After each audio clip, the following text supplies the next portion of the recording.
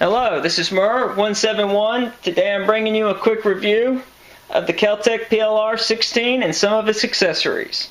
First accessory to note is the soft padded case from KelTec that they market for their PLR-16. Now, this is an alright case. It's a soft case. Carries 2 magazines in the gun.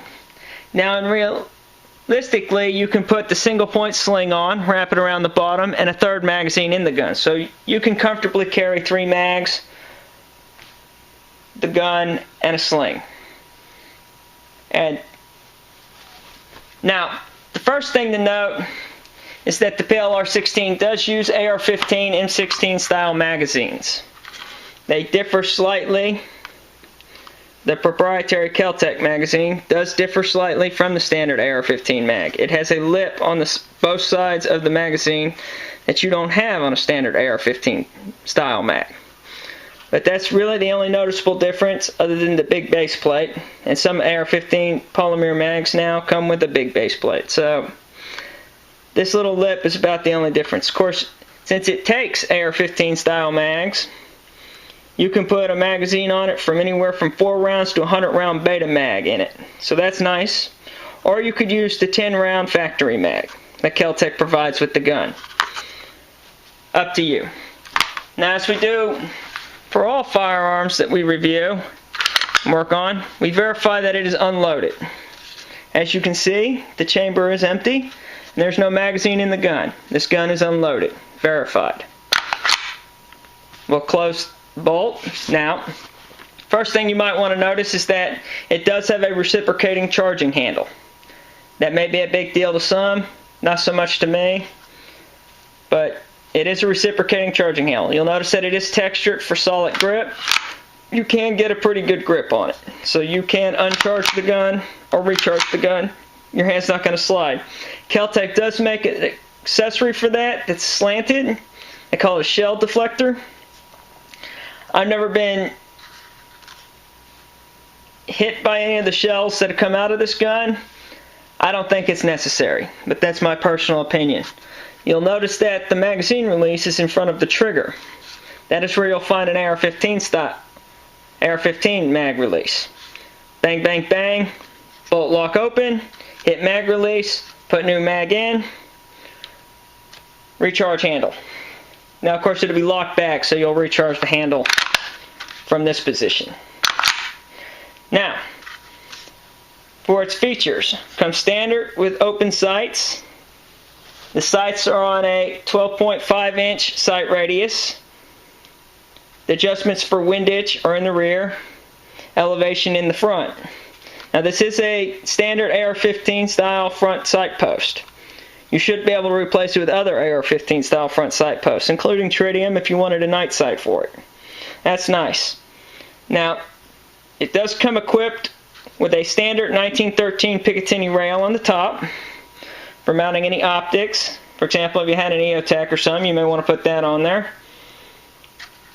But you don't have to because it comes with open sights. Now, this is the optional single point sling accessory. You can order this from KelTec or other places, but that carries the 1 point sling, which you can put over your shoulder. It comes in pretty handy. You can use the weight when pushing away. It will pull up the gun and it will be easier to aim that way, I promise. So this is a pretty useful feature. Now, you'll notice that it does not have ambi controls. It is all sighted for the right hand, including the safety, which is a push button safety. Of course, red you're dead, black you're not. Let's see if I can get that on the camera. And this is all on a polymer frame. Now, it comes equipped with a 9.2 inch barrel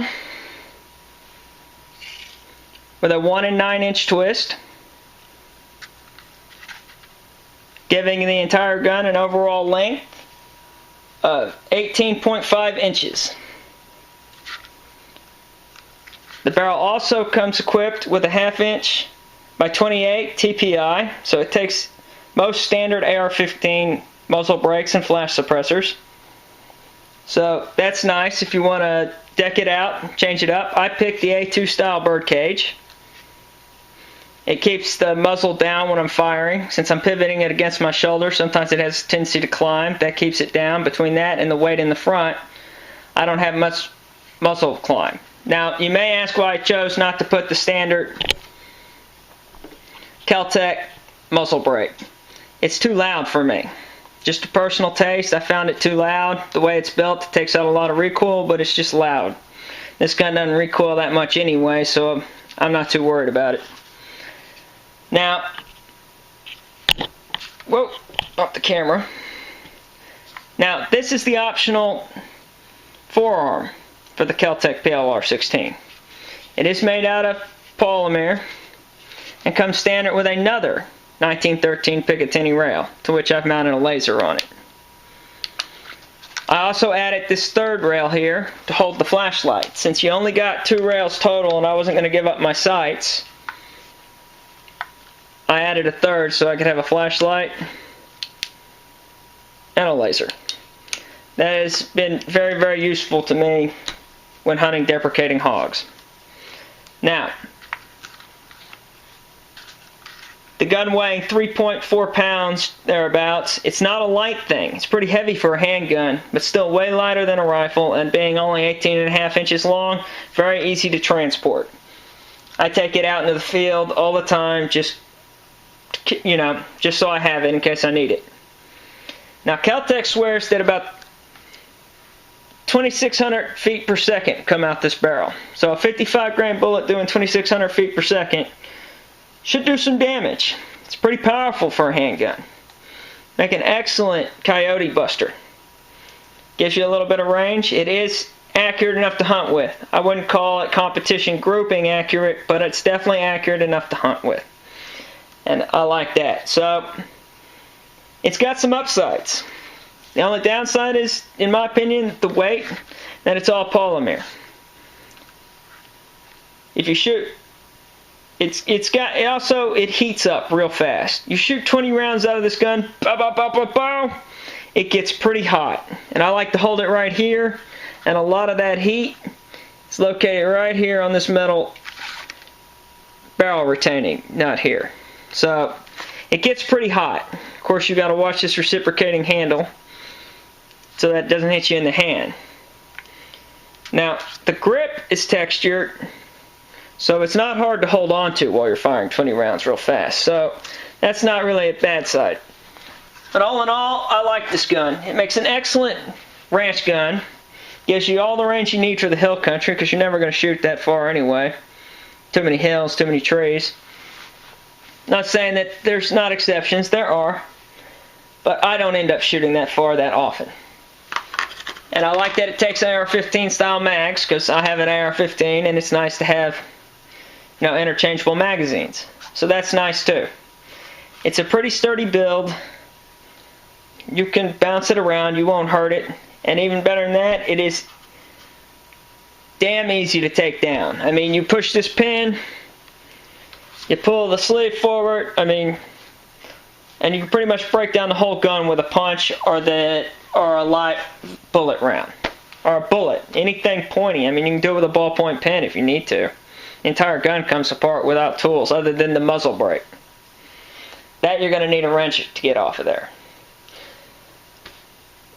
But the only thing I wish KelTec would fix is I wish they would offer their standard forearm with a tri-rail system on it. I hear Redline does that now out of aluminum. So that may be neat. That may be worth looking into. But after I blew all the money on this forearm, I'm not big on throwing more money at an aluminum one. This one gets it done now that it's got this third rail right here. And I just wanted to give you all a quick review of the KelTec PLR-16. Hope you all enjoyed it. And please subscribe. This is Murrow171. I am signing off. PLR-16 at night.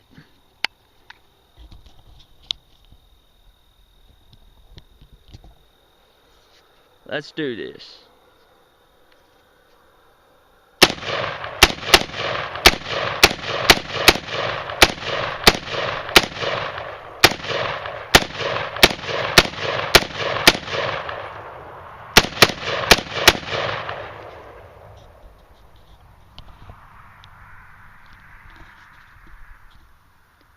I think it's clear to say 20 rounds later.